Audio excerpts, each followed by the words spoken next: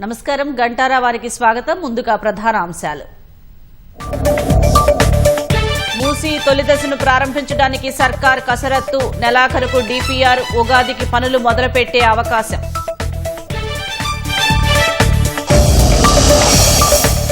తుమ్మిడిహెట్టి సుందిళ్ల అనుసంధానానికి వడివడిగా అడుగులు. బొగ్గుగన్లను తాకకుండా సొరంగ నిర్మాణానికి ప్రణాళికలు.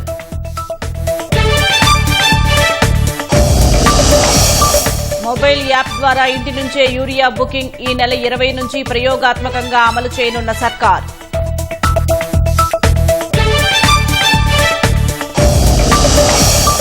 పంచాయతీ ఎన్నికల 3వ దశకు సర్వం సిద్దం. రేపు 3752 సర్పంచ్ స్థానాలకు పోలింగ్.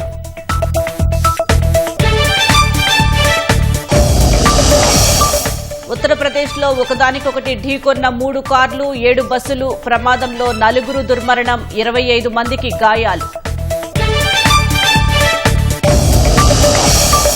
జోర్డాన్ రాజుతో ప్రధాని మోదీ ద్వైపాక్షిక చర్చలు. ఇరు దేశాల మధ్య మరింత సహకారం పెరగాలని తీర్మానం.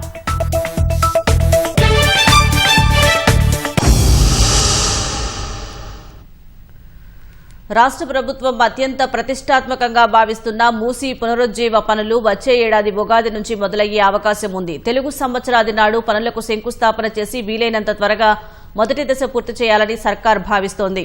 ఒకవైపు ఇందుకు అవసరమైన భూసేకరణ ప్రయత్నాలు ముమ్మరం కాగా, మరోవైపు అత్యంత కీలకమైన నిధుల లభ్యత దాదాపు కొలిక్కి వచ్చింది. రుణం ఇచ్చేందుకు ఏషియన్ డెవలప్మెంట్ బ్యాంక్ ఏడీబీ ఇప్పటికే సంసిద్దత వ్యక్తం చేయడంతో మిగతా ప్రక్రియ పూర్తి చేసిన వెంటనే పనులు చేపట్టనున్నారు.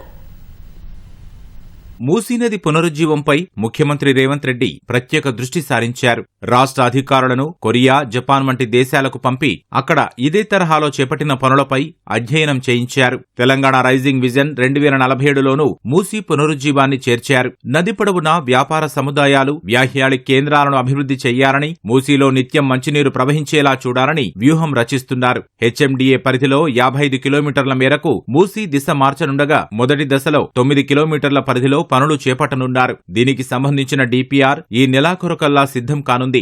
ఆ తరువాత చేపట్టాల్సిన పనులకు సంబంధించి అధికారికంగా అంచనాలు రూపొందించనున్నారు. మొదటి దశలో లంగర్ హౌస్ లోని బాపుఘాట్ వద్ద ప్రపంచంలోనే అత్యంత ఎత్తైన మహాత్మాగాంధీ విగ్రహం నిర్మించనున్నారు. గాంధీ బోధనలు తెలిపే మ్యూజియం, వివిధ మతాల ప్రార్థనా మందిరాలు, మూసీని ఆనుకుని రవాణా సాగించేలా రహదారి నిర్మాణం వంటివి మొదటి దశ పనుల్లో ఉన్నాయి. ఇందుకోసం రక్షణ మంత్రిత్వ శాఖ నుంచి దాదాపు 250 ఎకరాల భూమి సేకరించాల్సి ఉంది.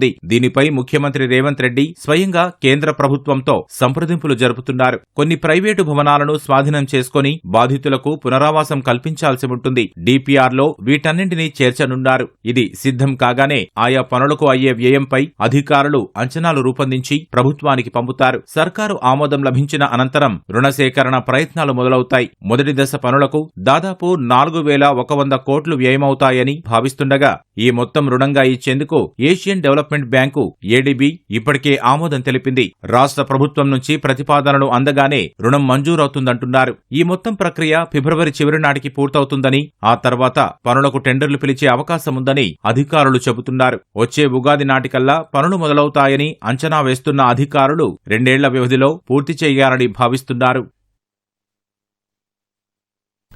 ప్రాణహిత చేవెళ్ల సుజల స్రవంతి ఎత్తిపోతల పథకం నిర్మాణంలో భాగంగా తుమ్మిడిహెట్టి సుందిళ్ల అనుసంధాన ప్రక్రియకు వేగంగా అడుగులు పడుతున్నాయి. ప్రాణహిత నదిపై తుమ్మిడిహెట్టి వద్ద బ్యారేజీ నిర్మించి అక్కడి నుంచి గోదావరిపై నిర్మించిన సుందిళ్ల బ్యారేజీకి నీటిని తరలించేందుకు రాష్ట్ర ప్రభుత్వం కసరత్తు చేస్తోంది. తుమ్మిడిహెట్టి సుందిళ్ల అనుసంధానానికి రాష్ట్ర ప్రభుత్వం ప్రణాళికలు సిద్ధం చేస్తోంది. ఉమ్మడి రాష్ట్రంలో రూపొందించిన ప్రణాళిక ప్రకారం తుమ్మిడిహెట్టి నుంచి గోదావరిపై ఉన్న శ్రీపాద ఎల్లంపల్లి ప్రాజెక్టుకు నీటిని తరలించాల్సి ఉంది. ఈ మార్గంలో బొగ్గుగనులు ఉండడంతో పాటు నిర్మాణ వ్యయం అధికమవుతుందన్న అంచనాలతో ప్రత్యామ్నాయ మార్గం వైపు సర్కార్ మొగ్గు చూపుతోంది. తుమ్మిడిహెట్టి నుంచి సుందిళ్ల బ్యారేజీకి నీటిని తరలించడం వల్ల బొగ్గుగనుల అడ్డంకులు ఉండకపోవడంతో పాటు వ్యయం కూడా తగ్గుతుందని భావిస్తున్నారు. బ్యారేజీ, కాలువలు, సొరంగం తదితర పనులకు సంబంధించి రూపొందించి సమగ్ర ప్రాజెక్టు నివేదిక రూపకల్పన బాధ్యతలను ఆర్వీ అసోసియేట్స్ సంస్థకు అప్పగించారు. ఉమ్మడి రాష్ట్రంలో ప్రాణహితపై తుమ్మిడిహెట్టి వద్ద 152 మీటర్ల ఎత్తున బ్యారేజీ నిర్మించి 165 టీఎంసీలను తరలించాలని ప్రతిపాదనలు సిద్ధం చేశారు. చిన్న చిన్న పనులు మినహా దాదాపు 71.50 కిలోమీటర్ల పొడవున కాలువ పనులు పూర్తయ్యాయి. మహారాష్ట్రలో ముంపు ఏర్పడుతుందనే భయంతో బ్యారేజీ ఎత్తును ఆ రాష్ట్రం అంగీకరించలేదు. దీంతో బ్యారేజీని నిర్మించలేదు. తెలంగాణ ఏర్పాటు అనంతరం మహారాష్ట్ర ప్రభుత్వంతో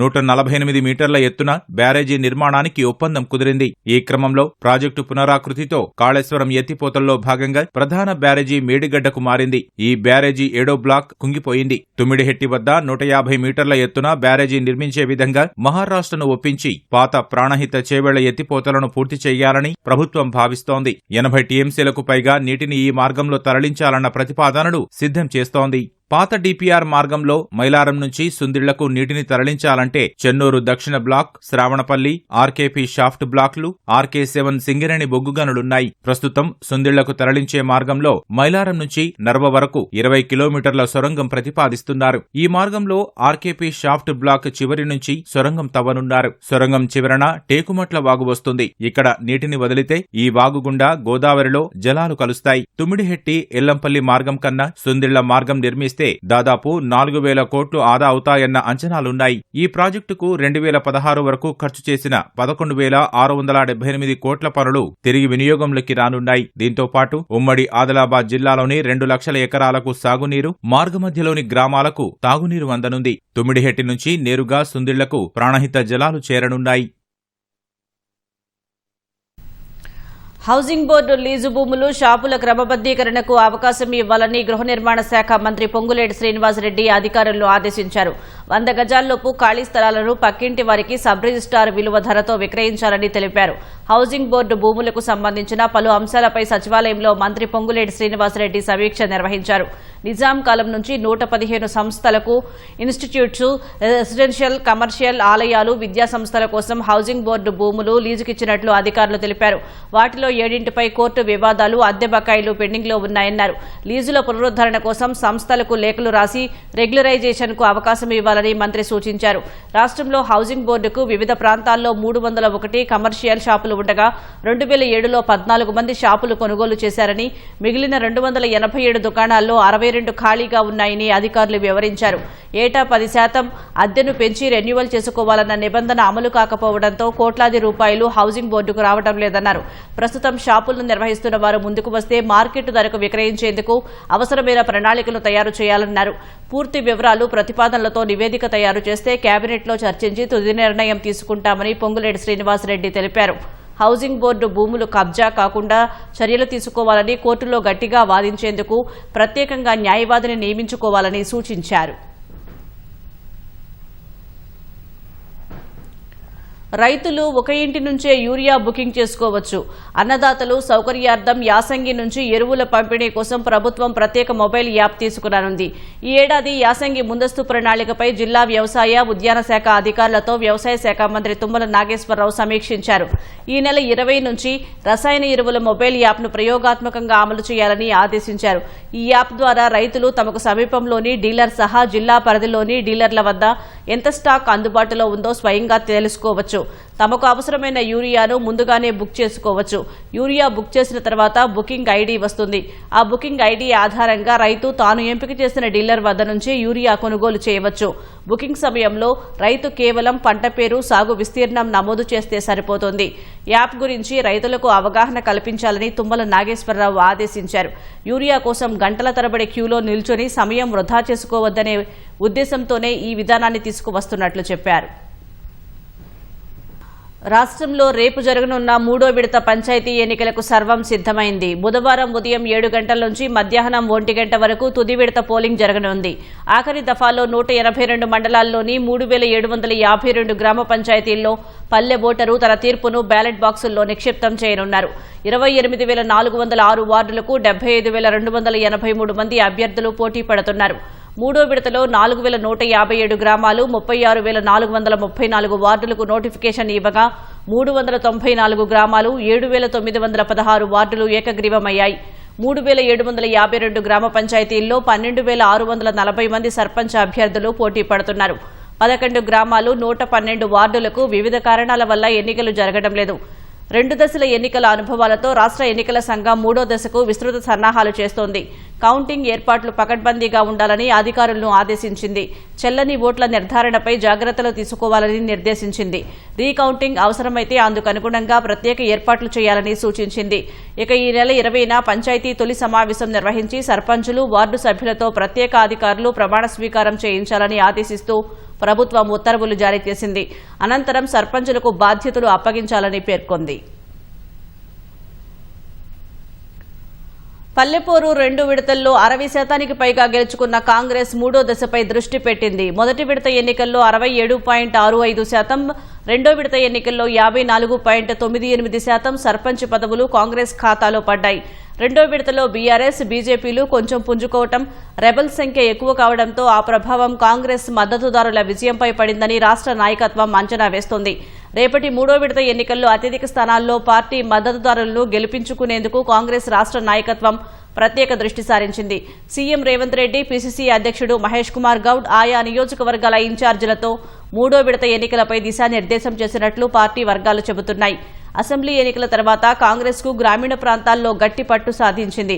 రేపు జరగనున్న 3వ దశ గ్రామ పంచాయతీ ఎన్నికల్లో అత్యధిక స్థానాలను కైవసం చేసుకునేందుకు అన్ని రకాల చర్యలు తీసుకున్నట్లు కాంగ్రెస్ పార్టీ రాష్ట్ర నాయకత్వం చెబుతోంది. ఈ నెల 17న జరిగే 3వ విడత గ్రామ పంచాయతీ ఎన్నికలు ప్రశాంత వాతావరణంలో జరిగేలా ప్రజలు సహకరించాలని పోలీసులు విజ్ఞప్తి చేశారు. జనం తమ ఓటు హక్కును స్వేచ్ఛాయుత వాతావరణంలో వినియోగించుకోవాలంటూ వరంగల్ జిల్లా నర్సంపేట సబ్ డివిజనల్ పోలీసులు కవాతు నిర్వహించారు. నర్సంపేట మండలంలోని కమ్మపల్లి, దాసరపల్లి, చంద్రయ్యపల్లి, బానోజీపేట, భోజానాయక్ తండా వాసులకు ఓటు హక్కు గురించి అవగాహన కల్పిస్తూ ప్రలోభాలకు లొంగకుండా నచ్చిన వారిని ఎన్నుకోవాలని సూచించారు. ఎలాంటి అవాంఛనీయ ఘటనలు జరగకుండా పటిష్టమైన భద్రతా ఏర్పాట్లు చేశామని వివరించారు. గ్రామాన్ని అభివృద్ధి చేయాలనే ఆలోచనతో ఓ వ్యక్తి ₹1,00,000 వేతనాన్ని వద్దనుకొని సర్పంచ్గా పోటీ చేసి గెలుపొందాడు. జగిత్యాల జిల్లా మెట్పల్లి మండలం మేడిపల్లి గ్రామానికి చెందిన కడారి రాజేష్ 15 సంవత్సరాలుగా విదేశాల్లో ఉద్యోగం చేస్తున్నాడు. ఎన్నికలు రావడంతో 3 నెలల క్రితం సౌదీ నుంచి స్వదేశానికి వచ్చాడు. సౌదీలో ఓ కంపెనీలో ఫ్లోర్ మేనేజర్గా విధులు నిర్వహిస్తూ ₹1,00,000కు పైనే వేతనం పొందుతున్నాడు. గ్రామాన్ని అభివృద్ధి చేయాలనే ఆలోచనతో ఎన్నికల బరిలో దిగాడు. ఇంటింటా తిరుగుతూ గ్రామాన్ని అభివృద్ధి చేస్తారని విస్తృత ప్రచారం చేసి భారీ మెజారిటీతో గెలుపొందారు. ప్రజల ఆశయాలను నెరవేర్చేందుకు కృషి చేస్తారని సర్పంచ్గా గెలిచిన రాజేష్ తెలిపారు. మద్దతుతో ఈరోజు గెలవడం జరిగింది. ఇంతకుముందు బీసీ మహిళ వస్తే అమ్మ కూడా 2 సార్లు పోటీ చేయడం జరిగింది సర్పంచ్గా, ఎంపీడీస్గా. అప్పుడు ఓడిపోయాము. 3వసారి ప్రజలు మాకు మద్దతు ఇచ్చి గెలిపించారు. నేను ఖచ్చితంగా వారికి సేవ చేస్తూ ఉంటాను. ఇప్పటికైనా వారికి మాకు మంచి ఓటు మెజారిటీతో గెలిపించినందుకు వారికి సేవ చేసుకుంటూ ఈ 5 సంవత్సరాలలో మంచి అభివృద్ధి చేస్తానని మాట ఇస్తున్నాను. సౌదీలో పెద్ద జీతం విడిచిపెట్టుకొని గ్రామ సేవ లక్ష్యంగా ఇక్కడికి వచ్చి పోటీ చేసి మంచి మెజారిటీతో గెలవడం జరిగింది. మేడిపల్లి గ్రామస్తుల ఆశీర్వాదంతో ఈరోజు సర్పంచ్గా ఎన్నిక కావడం జరిగింది. ఇక్కడైతే సమస్యలను తీర్చి ఒక రోల్ మోడల్గా గ్రామాన్ని తీర్చిదిద్దే విధంగా ఉంటాడని ఆశిస్తున్నాం.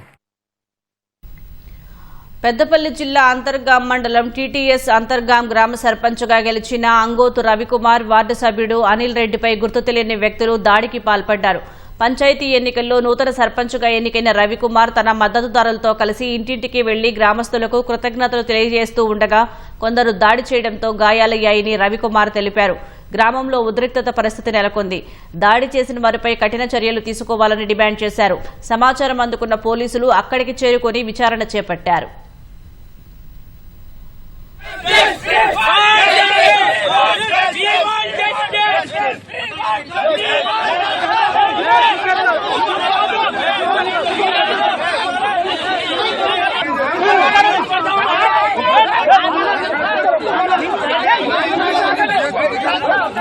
పది రోజులుగా నాకు సపోర్ట్ చేస్తున్నటువంటి యువకులను బెదిరించినప్పటికీ మేము సామరస్యంగా ఎలక్షన్లో వెళ్లడం జరిగింది. కానీ నిన్న గెలిచిన తర్వాత ఎవరైతే నాకు సపోర్ట్ చేసిరో వాళ్ళందరినీ కూడా మీరు ఎట్లా బతుకుతారో చూస్తామని చెప్పి భయభ్రాంతులకు గురి చేస్తూ వాళ్ళని బెదిరించడం జరుగుతుంది.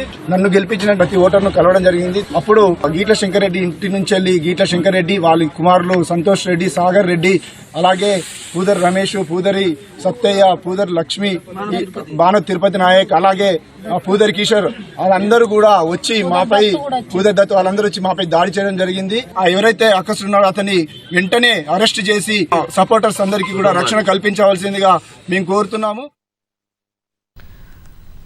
జేఎస్డబ్ల్యూ ఎంజీ మోటార్ సంస్థ మరో సరికొత్త వాహనాన్ని ఆవిష్కరించింది. హైదరాబాద్ బోయిన్పల్లిలోని ఆటోమోటివ్ ఎంజీ షోరూంలో కొత్తగా రూపొందించిన కారును సినీ హీరో నిఖిల్ విడుదల చేశారు. 2 సరికొత్త రంగులతో రూపొందించిన కారును అందిస్తున్నామని ఎంజీ మోటార్ సంస్థ ప్రతినిధులు తెలిపారు.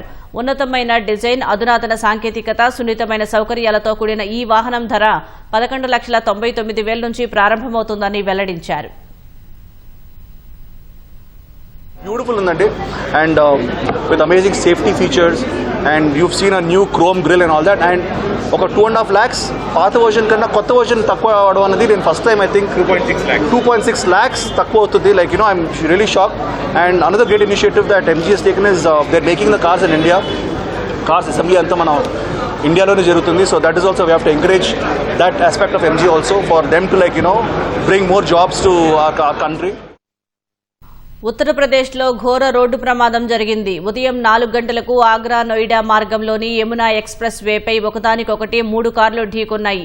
ఆ కార్లను వెనక నుంచి వచ్చి 7 బస్సులు ఢీకొన్నాయి. పెద్ద ఎత్తున మంటలు చెలరేగి బస్సులు, కార్లు దగ్ధమయ్యాయి. ఈ ప్రమాదంలో 4 మృతి చెందగా 25 మంది గాయపడ్డారు.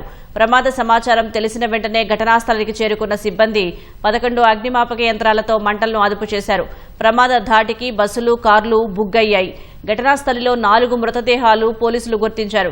గాయపడిన వారిని సమీప ఆసుపత్రులకు తరలించారు. ఈ ప్రమాదంలో ఘటనాస్థలంలో భీతావహ పరిస్థితి నెలకొంది.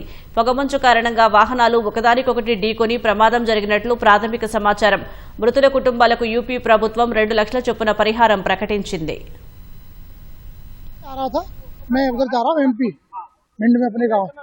मैंने आया, एक्सीडेंट भयंकर था. आग बहुत तेज दौड़ चुकी थी, 3 गाड़ियों में आग लग चुकी थी. जब मैं आया तो उसमें 4-5 लोग फंसे थे. मैंने उसको एक को निकाला उसमें से, गाड़ी से अंदर से गुल के. 3 उसमें और रह गए थे. एक कोई उसका था कानपुर का, सॉरी. मैंने उसको निकालने की बहुत कोशिश की, लेकिन तीनों लोग सीट में फंसे थे, नहीं निकल पाए हमसे. तब तक गाड़ी में आग अंदर दौड़ गई. मुझे मजबूरी उस गाड़ी से निकलना पड़ा. आग कैसा लगी, हादसा क्या हुआ था वो पता नहीं कैसे था. मैं आया उस वक्त आग लग चुकी थी गाड़ी में. पूरा फुल सीट था, जितना सीट होती सब फुल. 4 बजे के आसपास हुई. तो आपको कैसे पता लगा, सो रहे थे, जग रहे थे? मैं सो रहा था. बस एसी आगरा एक्सप्रेस वे पे और आया कट से थोड़ा सा 1 किलोमीटर आगरा की तरफ चलने पे एक अभी एक्सीडेंट हुआ है, जो संभवतः कोहरे की वजह से कुछ बसें आपस में टकराई हैं, जिनमें से कुछ बसें जल भी गई हैं. इसमें से सभी घायलों को निकाल कर अस्पताल भेजा गया है, और जो बसें जली हैं उसके अंदर अभी देखा जा रहा है कि किसी प्रकार की कैजुअल्टी अगर हुई होगी तो उसको भी नोटिस में लाया जाएगा. कितने वाहन भिड़े, वाहनों में आग लगी? इसमें जो बस जलने की सूचना आई है वो 5 बसें जली हैं, बाकी और इसमें 2-3 छोटे वाहन भी हैं, और 2 पीछे इसके और भी 2 बसें हैं. मेरा नाम सुनील कुमार यादव है. हम लोग जौनपुर से मंत्री जी के यहाँ से आ रहे थे, जा रहे थे दिल्ली, और रास्ते में अंधेरा बहुत छाया हुआ था, दिखाई नहीं दिया. गाड़ी जोर से आवाज की, हम लोग सब हकबका गए. गेट खोले, गेट खोलकर जैसे निकले, पीछे से धाड़ धाड़ धाड़ धाड़ सब बसें सब लड़ रही थी जोर जोर से. जी कोहरा था? हाँ, कोहरा बहुत घना था, बहुत घना कोहरा था. जी जब आग लगी उसके बाद फिर आपने क्या देखा, क्या नजर आ रहा था? आग लगी, सब लोग चिल्ला रहे थे, भाग रहे थे, बस से कूद रहे थे, शीशा तोड़ रहे थे. यही सब हम लोग देखे. तो हादसे की वजह क्या मानते हैं आप, कैसा हुआ हादसा? हादसा सर ये कोहरे की वजह से हुआ. हाँ, कम से कम 50 गाड़ियाँ टकराई हैं. अच्छा, कितने लोग कैजुअलिटी की स्थिति बता रहे हैं, क्या स्थिति है? कितने लोग घायल हैं? घायल कम से कम सैकड़ों लोग घायल हैं, और 20-25 लोग खत्म हो गए हैं. हम आपके परिवार में कितने लोग खत्म हुए? हमारे परिवार से खाली वही एक बंदा. क्या नाम था? उनका नाम अखिलेश प्रताप यादव था. कहाँ के रहने वाले थे? ये रहने वाले थे थाना सराय ममरेज, ग्राम सभा मोहिद्दीनपुर, जिला प्रयागराज. हम लोग गिरीश. क्या नाम है आपका, कहाँ नोएडा जा रहे थे. ये कैसे क्या हादसा हुआ, क्या पता चला? हमको आग लग गई थी, इसलिए हमको पता नहीं चला कुछ। आप लोग सो रहे थे कब?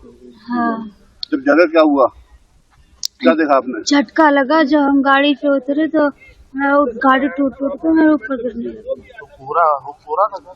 हाँ, यमुना एक्सप्रेसवे पर यहाँ बलदेव थाना क्षेत्र में 127 मील पे आज सुबह लगभग 4:30 बजे के करीब विजिबिलिटी लो होने के कारण आप जैसा देख सकते हैं अभी भी यहाँ गहरा कोहरा है। इसके चलते लगभग 7 बसेस और 3 छोटी गाड़ियाँ आपस में टकरा गई। इस एक्सीडेंट के दौरान उनमें जो गाड़ियां थी उनमें आग लग गई। यहाँ सूचना प्राप्त होने पर तत्काल हमारी टीमें फायर सर्विस की, सिविल पुलिस की और लोकल एडमिनिस्ट्रेशन की सभी यहाँ पे उपस्थित हुई। अब तक की जानकारी के अनुसार इस पूरे सर्च एंड रेस्क्यू ऑपरेशन ये लगभग कंप्लीशन पे है। अब तक लगभग 4 लोगों की मृत्यु होना इसमें पुष्ट हुआ है और शेष लगभग 25 लोग हैं जिनको अस्पताल में भर्ती कराया गया। उनमें से कोई भी गंभीर नहीं है, उपचाररत है, उन्हें बेहतर से बेहतर उपचार दिलाया जा रहा है और सरकारी वाहनों के माध्यम से जो अन्य यहाँ पे उपस्थित लोग हैं उनको अपने गंतव्यों तक भिजवाया जा रहा है। क्योंकि ये रोड से पूरा ब्लॉकेज हो गया है तो पीछे से डाइवर्जन भी करा दिया गया है और शीघ्र ही यहाँ से ये जो बसेस है इन सबको भी हटवा दिया जाए। ఉగ్రవాదం తీవ్రవాదాలపై పోరాటంలో మానవాళికి బలమైన వ్యూహాత్మక సందేశాన్ని పంపిన జోర్డాన్ నాయకత్వాన్ని ప్రధాని నరేంద్ర మోదీ ప్రశంసించారు. అమ్మాన్లో రాజు అబ్దుల్లా బిన్ అల్ హుస్సేన్తో జరిగిన చర్చల్లో భారత్, జోర్డాన్లు ఉగ్రవాదానికి వ్యతిరేకంగా స్పష్టమైన వైఖరిని ప్రదర్శించాయని మోదీ తెలిపారు. గతంలో జరిపిన చర్చలు కూడా ఉగ్రవాదాన్ని ఎదుర్కోవడంపైనే దృష్టి సారించినట్లు గుర్తు చేసుకున్నారు. గాజా అంశంపైన జోర్డాన్ వెంటనే స్పందించినట్లు ప్రధాని మోదీ ప్రశంసించారు. 8 అంశాలపై సంబంధాలు బలోపేతం చేసుకోవాలని నిర్ణయించినట్లు తెలిపారు. వాణిజ్యం, ఆర్థిక సహకారం, వ్యవసాయం, ఎరువులు, ఐటీ, ఆరోగ్య సంరక్షణ, మౌలిక సదుపాయాలు, అరుదైన ఖనిజాలు, పౌర అణు సహకారం, ఇరు దేశాల ప్రజల మధ్య సంబంధాలు అందులో ఉన్నాయన్నారు. ఇరు దేశాల మధ్య దశాబ్దాల నాటి స్నేహం, పరస్పర గౌరవం, ఉత్పాదక సహకారానికి ప్రధాని మోదీ నిదర్శనమని జోర్డాన్ రాజు అబ్దుల్లా అన్నారు. పరిశ్రమ, ఐసీటీ, ఔషధాలు, వ్యవసాయం, ఇంధనం వంటి రంగాల్లో కొత్త అవకాశాలకు మోదీ పర్యటన దోహదం చేస్తున్నట్లు చెప్పారు.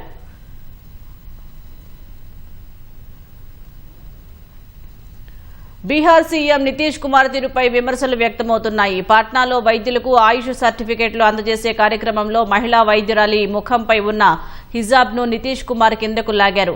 హిజాబ్ తొలగించాలని వైద్యురాలికి సైగ చేసిన నితీష్ ఆమె స్పందించకపోవడంతో ఇంత పని చేశారు.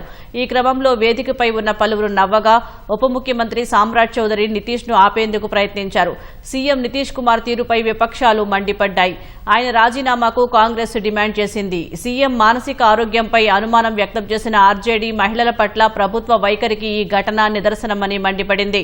ఉన్నత పదవిలో ఉన్న వ్యక్తే ఇలాంటి చర్యలకు పాల్పడితే బీహార్లో మహిళలు ఎలా సురక్షితంగా ఉంటారని ప్రశ్నించింది.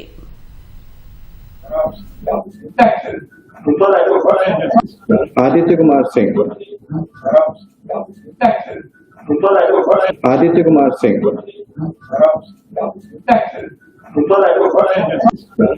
कुमार सिंह దేశ రాజధాని ఢిల్లీలో వాయు కాలుష్యం తీవ్ర రూపం దాల్చిన నేపథ్యంలో అక్కడి ప్రభుత్వం కీలక నిర్ణయం తీసుకుంది. ప్రభుత్వ, ప్రైవేటు పాఠశాలల్లో నర్సరీ నుంచి 5వ తరగతి వరకు భౌతిక తరగతులు రద్దు చేసి ఆన్లైన్ క్లాసుల్లో మాత్రమే జరపాలని ఆదేశించింది. తదుపరి ఉత్తర్వులు ఇచ్చే వరకు ఈ ఆదేశాలు అమల్లో ఉంటాయని ఢిల్లీ సర్కార్ పేర్కొంది. అంతకుముందు అరుణ్ జైట్లీ స్టేడియంలో ఫుట్బాల్ దిగ్గజం మెస్సీకి స్వాగతం పలికేందుకు సీఎం రేఖా గుప్తా వేదికపైకి వచ్చినప్పుడు ఏక్యూఐ అంటూ ప్రజలు నినాదాలు చేసిన వీడియోను ఆప్ నేత సౌరభ్ భరద్వాజ్ ఎక్స్లో పోస్ట్ చేశారు. కాలుష్యం ఢిల్లీని అంతర్జాతీయంగా అవమానిస్తుందని పేర్కొన్నారు. పరిస్థితులు ప్రమాదకర స్థాయికి చేరుకున్న కేంద్ర, రాష్ట్ర ప్రభుత్వాలు ఉదాసీనంగా వ్యవహరిస్తున్నాయని ఆప్ నేత దుయ్యబట్టారు.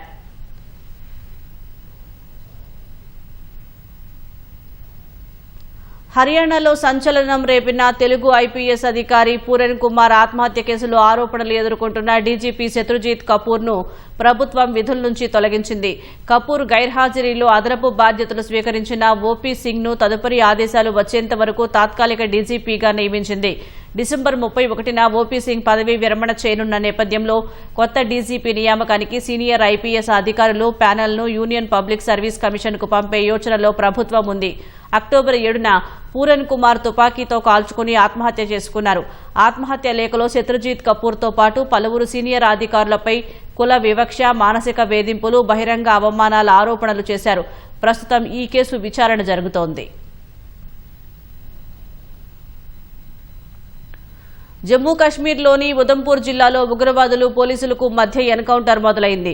మారుమూల అటవీ ప్రాంతమైన మజల్టాలోని సోన్ గ్రామంలో జరిగిన ఎదురుకాల్పుల్లో ఓ ఉగ్రవాది హతమవగా ఒక పోలీసు ప్రాణాలు కోల్పోయారు. జైషే మహ్మద్ ఉగ్ర సంస్థకు చెందిన 3 ముష్కరులు ఆ ప్రాంతంలోనే నక్కారనే నిఘా వర్గాల సమాచారం మేరకు ఎస్ఓజీ జవాన్లు నిర్బంధ తనిఖీలు చేపట్టారు. తప్పించుకునే క్రమంలో ముష్కరులు కాల్పులు జరపగా పోలీసు అమ్జద్ పఠాన్ అమరుడయ్యాడు. చీకటి, ప్రతికూల పరిస్థితుల కారణంగా రాత్రికి ఆపరేషన్ నిలిపివేసిన భద్రతా దళాలు ఉగ్రవాదులు తప్పించుకోకుండా స్పెషల్ ఆపరేషన్స్ గ్రూపు సహా సైన్యం, సీఆర్పీఎఫ్ అదనపు బలగాలను మోహరించారు. స్కేటింగ్ చేస్తూ 4 గంటల పాటు నృత్య ప్రదర్శన చేసి మంగళూరుకు చెందిన విద్యార్థిని సుశ్రావ్య గోల్డెన్ బుక్ ఆఫ్ వరల్డ్ రికార్డ్స్లో స్థానం సంపాదించింది. సెయింట్ ఆగ్నెస్ కాలేజీలో బీఎస్సీ ద్వితీయ సంవత్సరం చదువుతున్న ఆమె డిసెంబర్ 12న ఉదయం 8 గంటల నుంచి మధ్యాహ్నం 12 గంటల వరకు స్కేటింగ్ డ్యాన్స్ ప్రదర్శించింది. గతంలో ఉన్న 3 గంటల రికార్డును బద్దలు కొట్టి కొత్త రికార్డు నమోదు చేసింది. 14 ఏళ్లుగా స్కేటింగ్లో శిక్షణ పొందుతున్న సుశ్రావ్య భారతనాట్యంలోనూ సీనియర్, జూనియర్ పరీక్షలు పూర్తి చేసింది. ఈ సందర్భంగా సుశ్రావ్యను golden book of world records Asia head doctor Manish Vishnoi పథకం అవార్డుతో సత్కరించారు. గత 2 ఏళ్లుగా ఫిగర్ స్కేటింగ్ను స్వయంగా నేర్చుకుని సుశ్రావ్య సాధన చేస్తోంది.